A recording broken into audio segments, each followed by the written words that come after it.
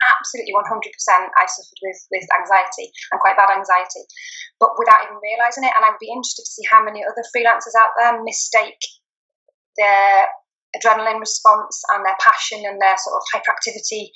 They mistake that for when it actually is an anxiety response. Well, my story dates back roughly 21 years now. I've been in the industry, and to be honest with you, I have done nothing other than be a freelancer. That's been my entire career. I started off very briefly at 17 in the fashion industry as a fashion model, and I did that while I was training to be a makeup artist. So kind of straight from school into the creative industry, and I'm working for myself. So I managed to land a few fairly decent paid jobs to begin with in the fashion industry. Very much head and shoulders beauty industry, sort of magazine beauty shots, because I was way too curvy to be on the runway. And that was my first sort of taste of being in this kind of industry. That went on for a few years as I was training to do makeup. As soon as I edged into that side of things, the makeup and hair artistry, which is what I do now, that was kind of when I had my first experiences with being a real true freelancer and trying to advertise and gather and gain work. So yeah, that's my history doesn't go back any further than being a freelancer. And what was your motivation to get into it? It's an interesting question, really, because it was so long ago. Because this is going back over 20 years. I can just always remember wanting to be a makeup artist, but I wanted to do lots of special effects and the really creative side of things. That's what really interested me. And I had a dream of being on a film set. That was the very first sort of memory I have of desperately wanting to get into the industry. And I knew straight away that I wasn't really going to be cut out for being an employee. I know that sounds probably a bit crazy, but from a very early age, I knew I just wanted to work for myself, to be able to follow my ambitions without any restrictions, and to be able to, the whole theory of you get out what you put in. I know how hard I can work, and I know sort of my passion will drive me. So from being a teenager, I thought, no, I'm going to work for myself, and I'm going to get my own work, and I'm going to climb as I can within the industry. So yeah, that was my motivation: get on a big film set and show what I can do creatively. And did you have any business experience before you started freelancing? I had very limited, obviously because I was so young, very limited business experience. I've had to learn a lot of mistakes and risk taking along the way. Has been my business school. 20 years of on-the-job business school, I think you'd say. But my dad had quite successful business. So from even earlier, I used to go to work with him quite a lot, and I used to be witnessing a lot of meetings and the kind of sort of leadership and management side of things from that perspective. And I watched him grow his business. So by the time I hit 17, I'd probably spent 3 or 4 years. I did a lot of work experience there during the summer holidays, even before school forced the work experience. I used to spend my summer holidays going and working with the creative team there. Just to get a foot in the door and make some contacts and get some experience in the world of work. So that really was my basis for business. And I have to say, it wasn't a great deal because I was so young. And when did you realise that the success or failure of your business was all on you? I think this is a bit of a strange answer to this one, because I don't think it was until quite recently, really. I think because I've never had any sort of basis for comparison, I assume that a lot of people who go from being in employed sense and then break free and take the risk to become a freelance professional, they're already very aware, and the risk thing and the fear is already there when they take that leap, that it's all going to be on their shoulders. But because I've never had any comparison, and I'd always worked for myself and I'd always sourced my own work, I didn't have that kind of oh my goodness moment, this is all on my shoulders. It just kind of developed, and I had 2 salons at one point and lots of staff, and still I didn't have that kind of awareness that it really was a lot of pressure. But I took that, and that was very positive for me, because I'm a bit of an adrenaline junkie, so I like the adrenaline and the pressure of being, I have to make this work, and later when I had my family, I have to do this, I have to get the money in. It's kind of my adrenaline fix, really. So it wasn't until probably about 5 years ago when I started to really try and grow things and really expand what I could do and start working internationally. And obviously the kids are growing up a little bit, and the pressure with the financial climate the way it is became a little bit tighter, that I kind of had this epiphany of thinking, oh my God, these years where literally I have been solely responsible for, there's nobody paying my bills, nobody's ever paid me maternity pay, nobody's paid me sick pay, and I look back and think, how on earth did I juggle all those balls for so many years? And probably due to the fact that I was in my own mind blissfully unaware that it was really a lot of pressure on me. And was money ever a factor, or were you always doing it because of the passion of why you love to do it? Or how did you juggle that and balance that? So that's been the most difficult thing for me. And when I teach now hair and makeup, and one of the big things that I focus on, because a lot of the people that come through and that want to work in this industry have the same kind of reasons for doing it and the same kind of passion. And it's very difficult to differentiate between something that you're very passionate about and that you're happy to do no matter what, whether you're paid or unpaid, no matter where it is, no matter the risks you have to take or what you have to go through to get there because you love it so much, and your actual day-to-day job. And that, I think, is the big difference between our industry being creative, because it always is going to be something that you massively enjoy doing, because that seems to be the kind of people that we are and the kind of personality types that we have, which makes it really, really difficult to actually fund a career and to be able to support yourself in the industry, because as we know, there's so many unscrupulous people out there that will take advantage of the fact that you're passionate and artistic and you love what you do. And there's a years that I would never even question. I would be offered work and asked to do jobs and projects and events and lots of different things, and I would never even question at all whether there was anything financial in it or whether there was anything important in it or any give and take in the situation, because I would just see an image. I'd be shown, this is what we're doing, do you want in? Yeah, oh my gosh, yeah, it's amazing, I can do that. And in my brain I started, the whole creative process would kick in straight away. Oh, I know I can make that look so much better, and I've seen their mood board and I can develop that so much, and I can make it that, and I can really get my teeth into this project. And that is, that's a hobby, that's not business, and that's not the right way to look at things, I don't think. But it's very difficult when you're very passionate about what you do. If my skill was office based, or even teaching full time, or anything that wasn't creative and artistic, I think the foremost thought in my mind would be, why on earth would I do that? What's in it for me? Why make me an offer I use? But unfortunately, that's not been the case during my career, because I love what I do. You mentioned personality type. On that point, what's been some of the most challenging moments emotionally or mentally as an entrepreneur to date? That's a great question. It's I think for me the most challenging, there's probably two standout things for me. And the first one is being a mum, being a working mum, and being a working mum. Before I was a parent, I'd work ridiculous hours, and I would put my everything into everything I did, and physically demanding me on your feet all day. And I didn't change that at all when I became a parent, so I would then try and fit it in everything I always did alongside this new full-time role that I had. So a huge, big challenge for me to keep my career going and to not take a step back, and to constantly push forward and drive forward and develop, whilst, all of a sudden there's new people around that I'm responsible for, and there's all these extra things that I found that incredibly challenging, because I never wanted to let go of my career path, but I didn't want to sacrifice motherhood either. I knew I wanted children, I wanted a big family, and I wanted to start my family early. But I didn't once think, no, let's have a break now, let's do what everybody else does and take a year out. And I just wanted to carry on and do it, be all things to all people, and just keep everything going. So I'm glad I did. I don't regret that decision, but I think it took its toll physically and emotionally, because it's a difficult. It's difficult to juggle all those balls and not dropping. And once you put out that sort of persona of being all things to all people, you don't have to keep that going, and it becomes very difficult then to be able to ask for help and think, actually, no, I need time out. And at the same time, when you're getting a lot of people that are saying, hey, you need to do this because it's great for your profile, you think, oh, I need to do something with my kids today, but can I afford not to do this free piece of work because it's been made to look so exciting and important for me, and there's great connections to be made, and there's great marketing to be made, and a great image I can get for my portfolio.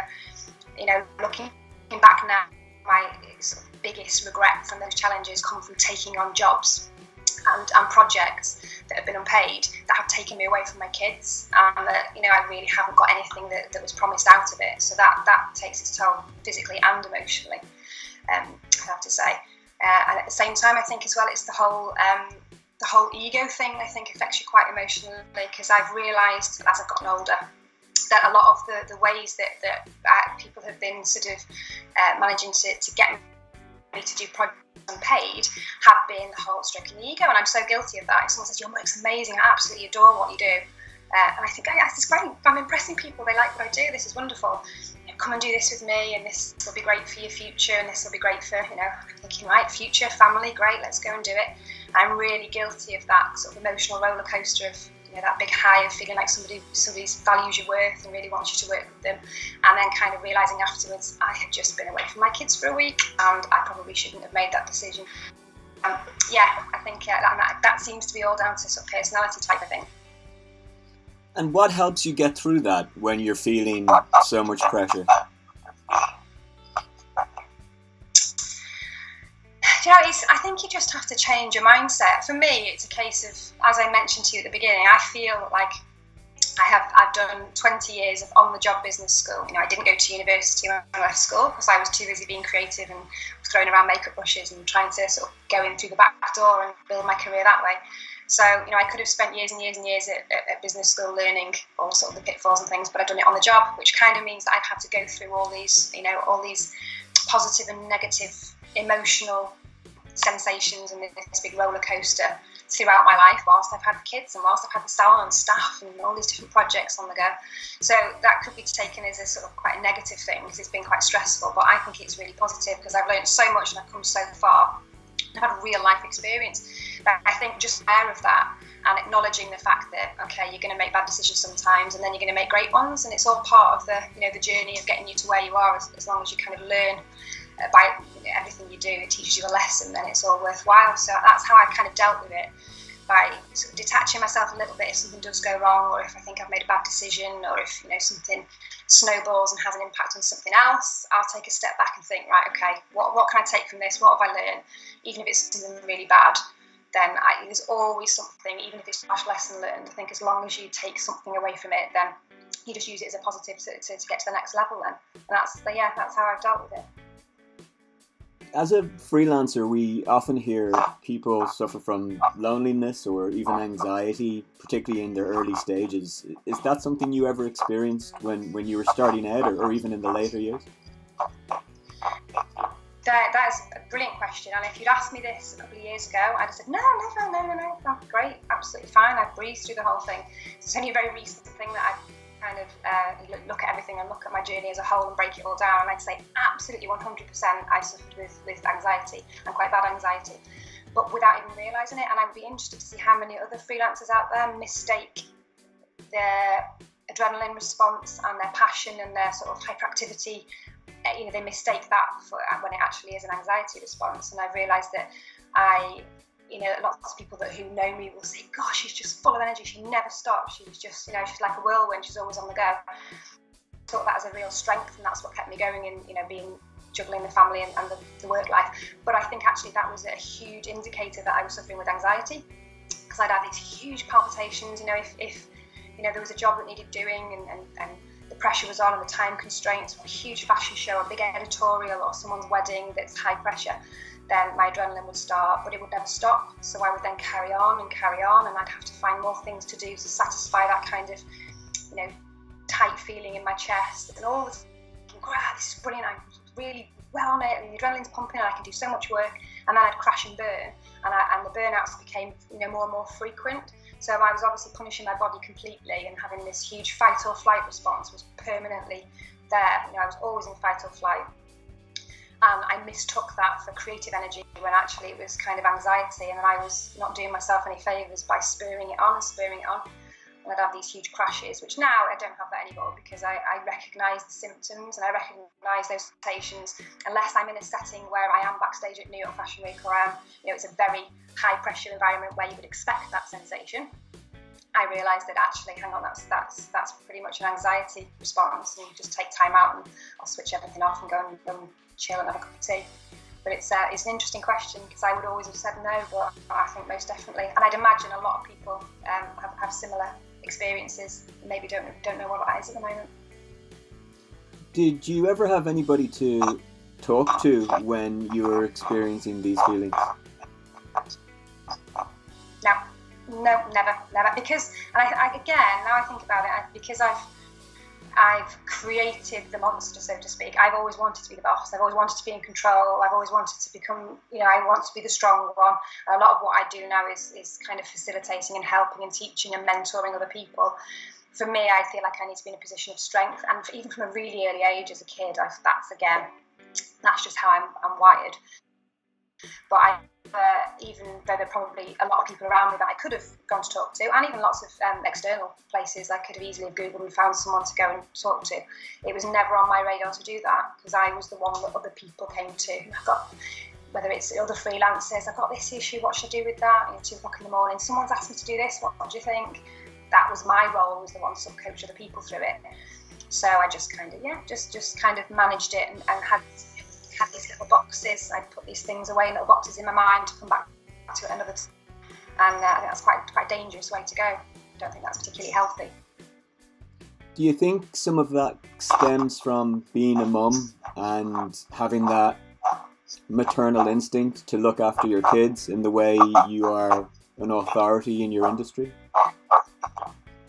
Yeah, I do. I think it's kind of stems from me as a person. There's a whole recipe that makes up this kind of response, down from sort of genetics, the way you're hard, your values and your experiences in life. I think probably the fact that I'm known in our group as Mama Wolf. I'm like the mother of the pack that looks after everybody. And obviously I've got my kids, and that's my life, is my children. And I think as a female as well, it's very different, because we're automatically wired a little bit differently to be the nurturers and to be the ones that sort of everybody comes to, and the shoulder to cry on and the ear to bend.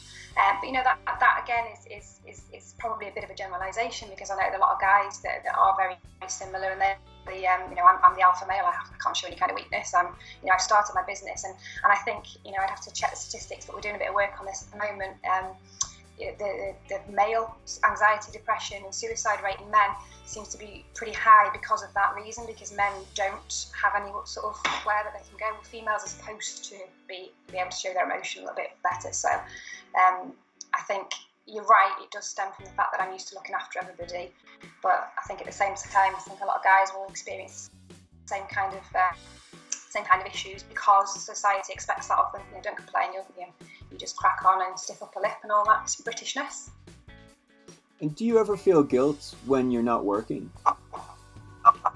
Yeah, absolutely, hugely. In fact, I'm thinking I'm in the middle of writing a short piece, sort of a little ebook at the moment, very much around sort of being a mum and working and being a freelancer as well, sort of the female thing. That there's always guilt, and I think again I've made peace with that. I think as soon as you make peace with the fact that no matter what you do, you're going to feel a certain amount of guilt. If I'm not working, I feel horrendously guilty that I'm not earning. The money's not coming in. I can't do the things that I want to do with the kids. I can't grow the business anymore. And if I'm working, I'm away from my kids, so I feel guilty that I'm not at home with the kids. So it's one of them. I think it's all about balance, isn't it? As long as you have a reasonable balance there, then that's all you can do. So on the positive sides of freelancing, we have a better work-life balance. We have, in theory, more time to do what we want, and of course, to follow our passion and wake up every morning enjoying our work. Have you been able to embrace some of those positives? Yeah, absolutely. I wouldn't have it any other way. I don't think I could ever really go and work for somebody else and be an employee and have the constraints that you have. Although sometimes, and I'm sure that people feel the same, the temptation is there to think, oh, do you know what, I just want to go. For my example, my husband's never been self-employed. He'll go to work, he will come home from work. Clock on, clock off, that's it. His brain completely shuts off, he doesn't think about anything else, and he finds it really difficult to understand when I'm constantly buzzing and the wheels are turning and I'm thinking, I need to just finish this, and I will shut off soon, I just need to finish this last bit, because there is nobody else, there's no fallback, there's no boss that's doing it, at the moment, there's no one to delegate to, I don't have any staff at the moment. So it's the difference, it's sometimes it is tempting to think it was so nice just work for somebody else and get an exact monthly wage at the end of the month. But I wouldn't give up. I wouldn't give up being a freelancer because of the just the amount of flexibility that I have. Working around the kids, I take my kids to school every morning.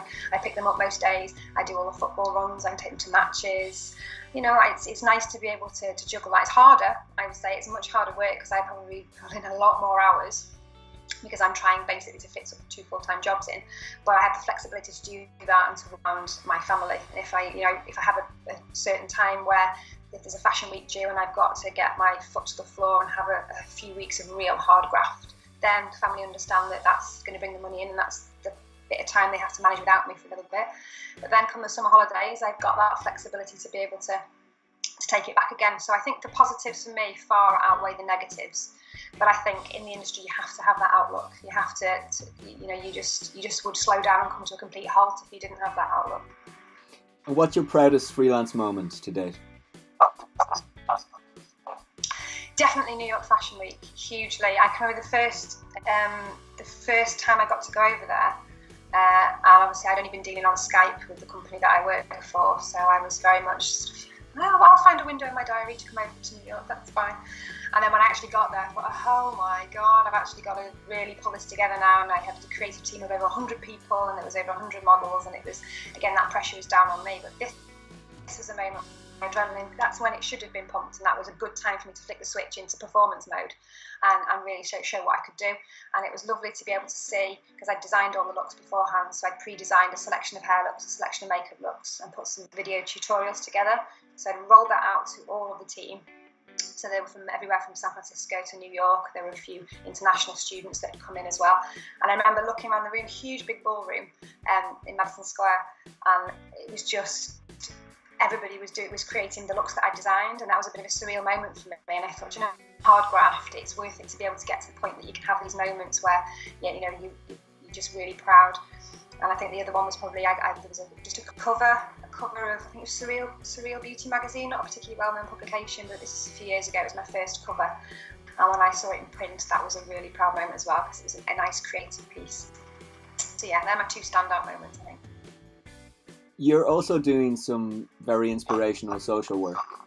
Can you tell us a bit about that?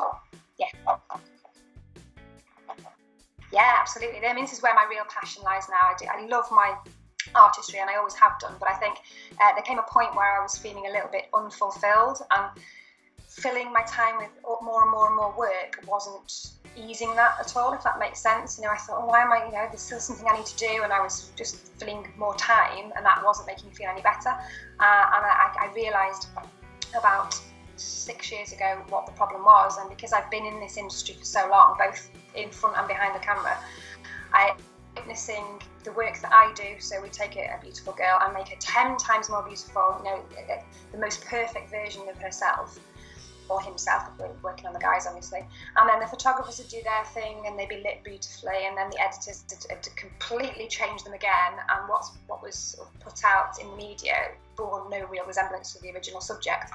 So that was one area of my work, and I could see the difference there. And then I had my salon at the time, and both my daughters had been born, and I could see the absolute insecurities of every woman I ever came into contact with, because this was very much a female thing at the time, because they didn't measure up to these images, and it was so confusing for me, because I'm thinking, I know what's real, and nobody else seems to understand the reality of this, that it's just, that's what the media does, this is what happens.